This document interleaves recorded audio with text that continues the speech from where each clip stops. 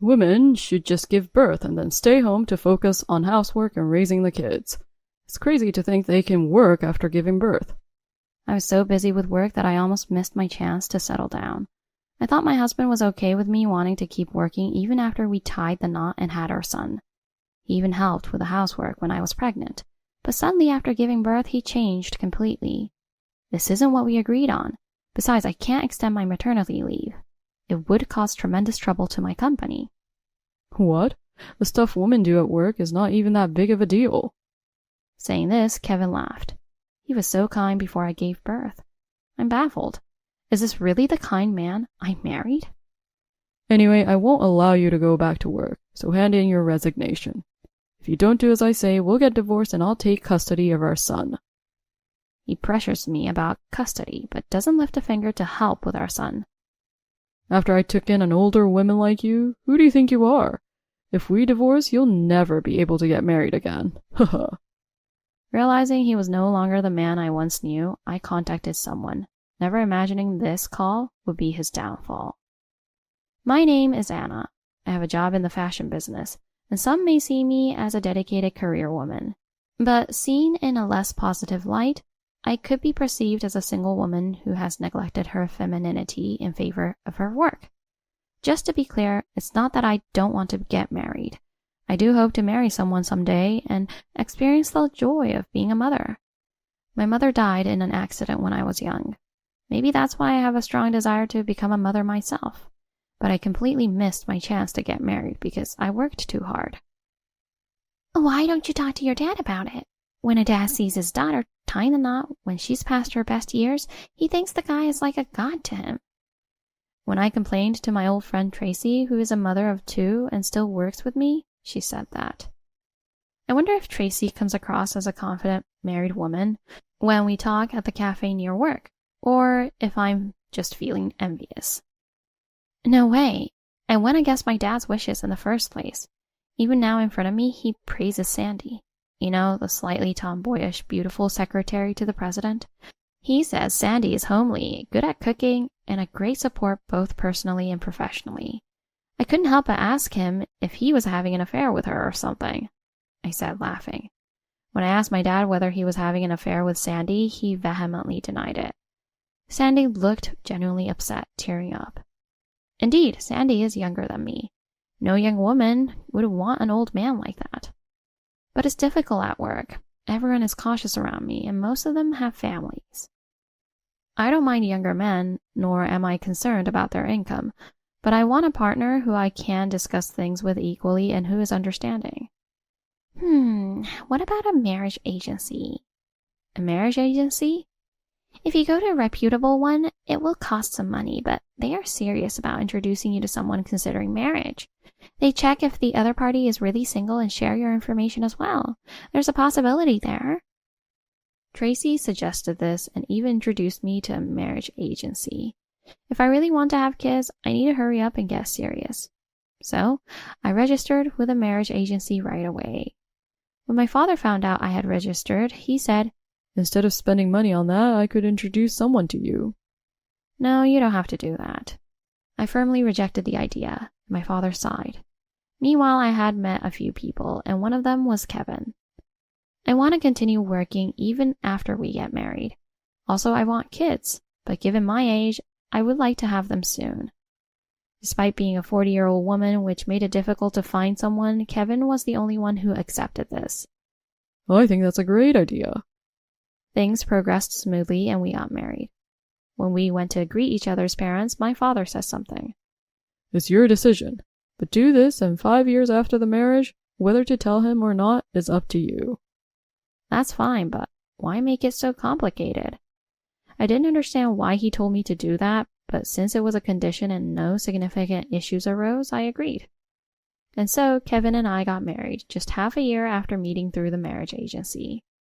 Kevin was kind even after the marriage. He didn't fuss about me working late or complain about the food I cooked. As I said before marriage, I want to do housework and childcare together. Sure, that's fine. Kevin nodded at my words. Indeed, Kevin did help with cleaning and laundry when he was busy. He also prepared delicious meals, which was a great help. My in-laws who live nearby were also kind. My father-in-law, Fred, who I've met a few times, like when we got engaged, is always busy with work, but he's totally fine with me wanting to keep working even after turning 40. My mother-in-law, Megan, is skillful and homely. Her cooking is meticulously prepared, and I could tell she takes her time with it. The reason my husband's cooking tastes similar must be because Megan taught him. And I somehow managed to get pregnant. My parents as well as my in-laws were delighted, and Megan, who enjoys handicrafts as a hobby, prepared baby items for me. Wow, this is a wonderful piece. It looks like something you'd sell in a store. Megan, why don't you try selling these? No way, I couldn't possibly do that. Nowadays, it's possible for individuals to sell things on their own, and depending on the person, they could earn as much as a regular office worker. Megan looked troubled by my words. Due to the difficulties of continuing work during pregnancy, I had taken maternity leave. This was the beginning of my journey towards my dream. Maternity leave was like a preparation period. I arranged for Tracy to help me after my maternity leave, and I also prepared for working remotely. However, I was concerned because Sandy seemed a bit down. I asked if my father had done something to her, and my father made an awful face. Despite this, when my maternity leave started, Kevin changed. He's barely lifting a finger to help out around the house or cook anymore. Well, I am at home. It's natural that I end up doing everything. I was okay with that, but according to Tracy, isn't that strange? Really? It's my first pregnancy. You seem fine without morning sickness, but normally pregnancy is unstable and it's difficult to do housework. If you're good at household chores, I would think he'd help. Sure, he can assist with looking after your son all he likes, but he can't actually carry a baby in his belly. So he should at least do the housework. You might be mistaken, but pregnancy and childbirth are just the beginning. Tracy, who's balancing work and motherhood like a boss, spoke with determination. Kevin has been promoted recently. He's going to be a father soon, and it's also about appreciating his character. I defended Kevin. He had recently been promoted to a managerial position. Naturally, he might be more focused on work considering he is about to become a father. I heard that men start to really grasp the idea of being a parent later on. Tracy seemed to ponder my words for a moment and then, with a wry smile, said, Well, good luck. You might be the boss at work, but I've been a mom longer. You'll understand the struggles of a working mom. Despite the anxieties of being an older mother, both the baby and I were healthy. Kevin's family was thrilled about the birth of a son. They're all about carrying on the family name. My father-in-law, Fred, who I've hardly ever met, even took time off from his busy schedule. Looking back, that was probably the peak of my happiness. That situation would soon drastically change. Probably only Megan knew what was coming. Life after the birth was challenging. Kevin stopped doing any housework. Hey, my maternity leave is almost over. You need to start helping with the childcare and do some household chores too. I had reasons why I couldn't extend my maternity leave. Despite this, he wouldn't even soothe our crying son. Often, he wouldn't come home until late at night and had many business trips. Hey, going on business trips and coming home late? Can't you cut down on overtime at work a bit? Or even going out at night on weekends? I asked Kevin these questions, but he dismissed them with, Stop nagging. You do it. And then he asks, Are you serious about returning to work? Serious? Are you really asking that now? I've been preparing for that. I was flabbergasted by Kevin, who said this while I was putting our son to sleep. No, it's you who is joking, right? Women are supposed to give birth and stay home to do the housework and childcare. It's crazy to think they can work after giving birth. Excuse me? His words made me doubt his sanity. No, I've said it before we got married. I want kids, but I don't want to give up my job. That's why I married someone who would share the household and childcare duties with me. Normally, isn't that what women do after having a baby? Does a maternal instinct or something like that kick in? He retorted. This isn't what we agreed on. Besides, I can't extend my maternity leave. It would cause tremendous trouble at my company. What? The stuff women do at work is not even that big of a deal. Kevin laughed at that. Was this really the Kevin I knew? Where had Kevin, who used to do household chores, gone? While I was thinking this, he said, Anyway, I won't allow you to go back to work, so hand in your resignation. If you don't do as I say, we'll get divorced and I'll take custody. My dad is about to retire, but he's a high-ranking executive with a lot of personal connections. He's financially stronger than me, and he knows lawyers, so you wouldn't stand a chance in going against me. Haha. After saying that, Kevin went out again. Why? What should I do? As I was pondering, my phone rang. Excuse me, Anna. Is now a good time for a call? Oh, Sandy. The caller was Sandy, my father's secretary. Sandy had a low voice for a woman, but it sounded even lower than usual, almost like a man's.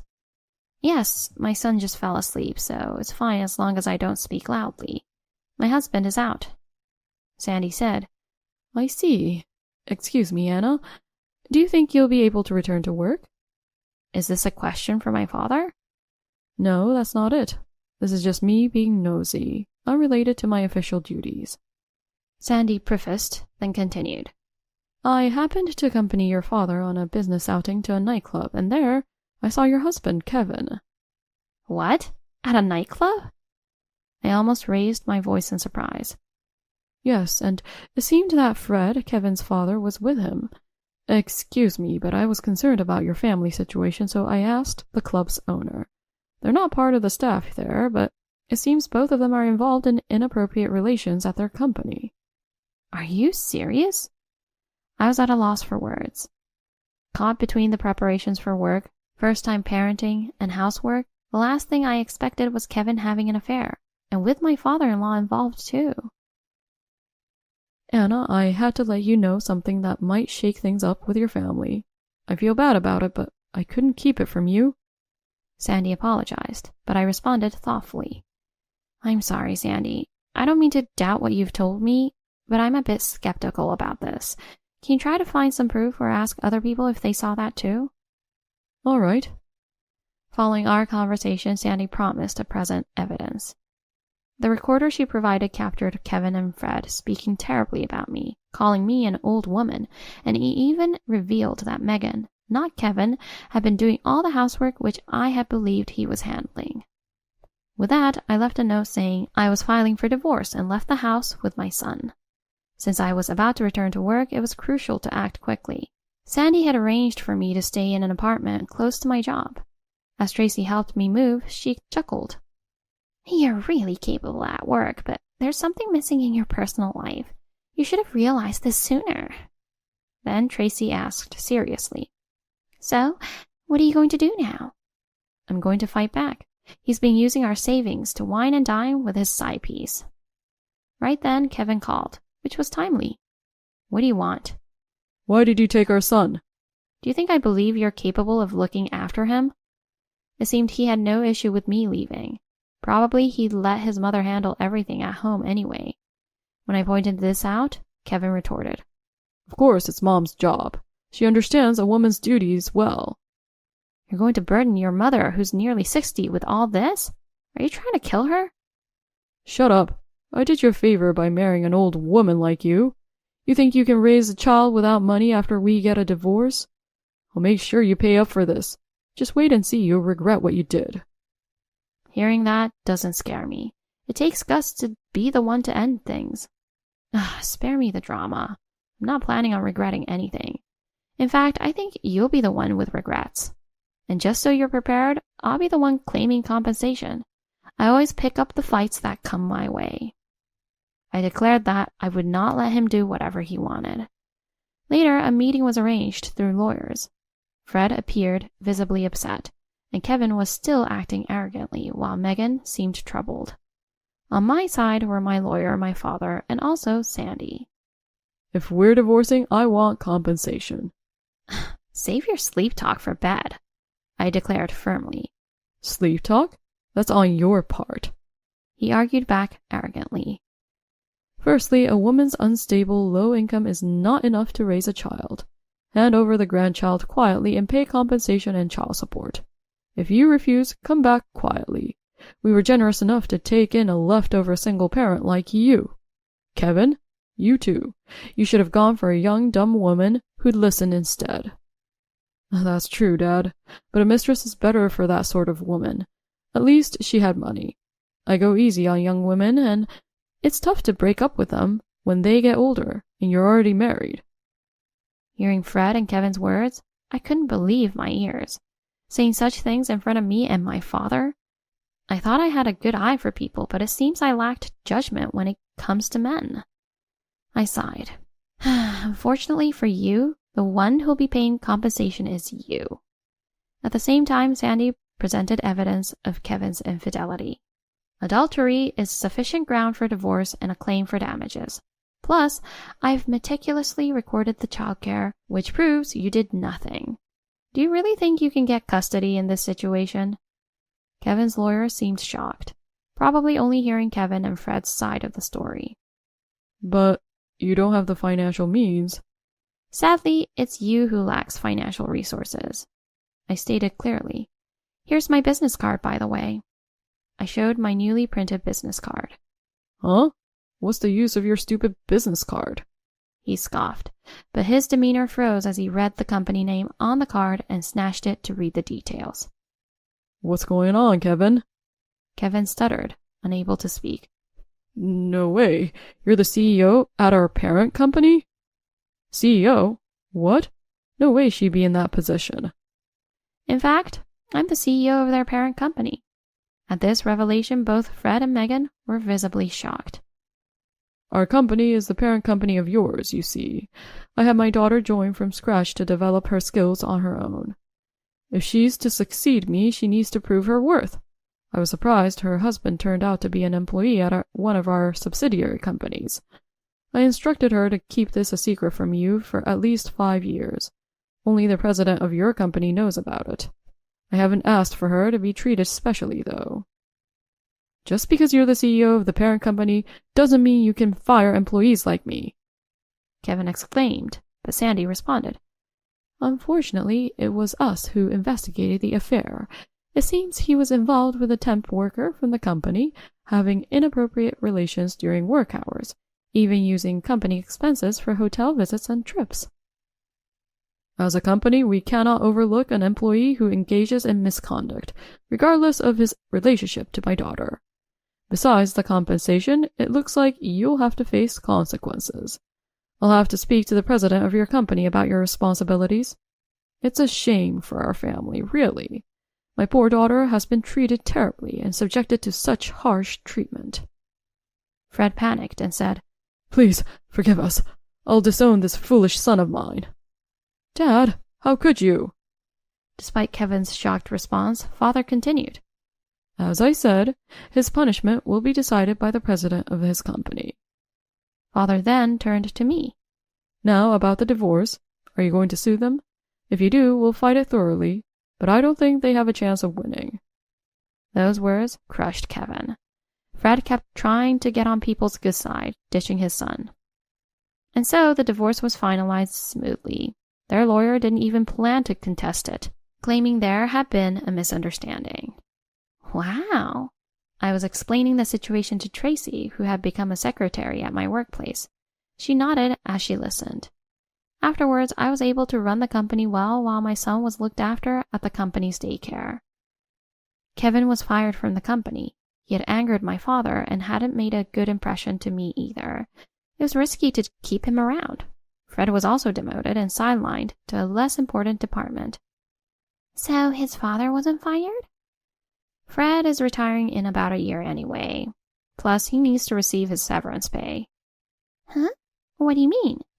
When Fred and Megan get a divorce, Megan can get money through the division of assets, I said with a smile. Megan was kind, you know. She even tried to help with household chores during my pregnancy. Fred had told her not to spill the beans until after I gave birth. She was also worried she couldn't make it financially if she divorced at her age. A strong lawyer for the divorce and Megan's crafting skills, which are excellent. She's actually making a profit from selling her crafts. Now, even without that husband, she can live independently. Fred, who lacks domestic skills, has been disowned by his son and doesn't even know how to contact him. He's in for a hard time as he gets older. and will likely have to cough up a lot of money. I grinned. Kevin would no longer be able to work in this industry. I was counting on child support and didn't need it, but I was still claiming it. But does that mean I'm also out of the marriage game? Then what about me? This was said by Sandy, who had transitioned from being my father's secretary to mine. Huh? No, Sandy, I think you can definitely get married. You're tall, attractive, and will surely find a wonderful husband, unlike me. Sandy sighed, and for some reason, Tracy burst into laughter. Anna? Sandy sighed, then said as he placed some documents down. I'm a man. What? I've been attracted to you since I joined the company. I worked hard to become the president's secretary so I could be worthy of marrying you. The president was even planning to introduce me as a potential husband for you. I was taken aback by his words. I guess I really do lack judgment when it comes to men.